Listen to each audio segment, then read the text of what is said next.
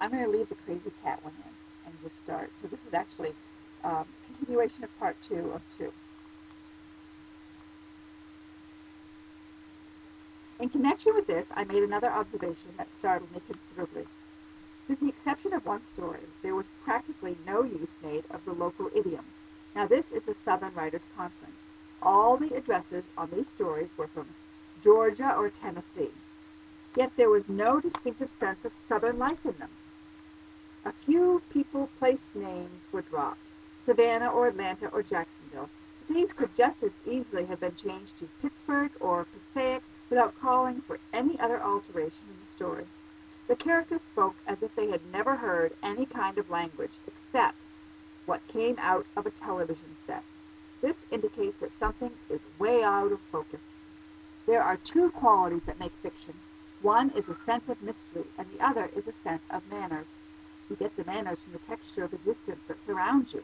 The great advantage of being a Southern writer is that we don't have to go anywhere to look for manners, bad or good. We've got them in abundance. We in the South live in a society that is rich in contradiction, rich in irony, rich in contrast, and particularly rich in its speech.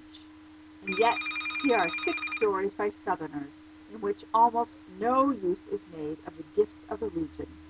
Of course, the reason for this may be that you've seen these gifts abused so often that you've become self-conscious about using them. There is nothing worse than the writer who doesn't use the gifts of the region, but wallows in them. Everything becomes so Southern that it's sickening, so local that it's unintelligible, so literally reproduced that it conveys nothing. The general is lost in the particular instead of being shown through it. However, when the life that actually surrounds us is totally ignored, when our patterns of speech are absolutely overlooked, then something is out of kilter. The writer should then ask himself if he is not reaching out for a kind of life that is artificial to him. An idiom characterizes a society, and when you ignore the idiom, you are very likely ignoring the whole social fabric that could make a meaningful character. You can't cut characters off from the society and say much about them as individuals. You can't say anything meaningful about the mystery of a personality unless you put the personality in a believable and significant social context. And the best way to do this is through the character's own language. When the old lady in one of Andrew Lyle's stories says contemptuously that she has a mule that is older than Birmingham, we get in that one sentence a sense of a society and its history. A great deal of the Southern writer's work is done for him before he begins, because, because our history lives in our talk. In one of Eudora Welty's stories, the character says, "Where I come from, we use fox for yard dogs and owls for chickens, but we sing true."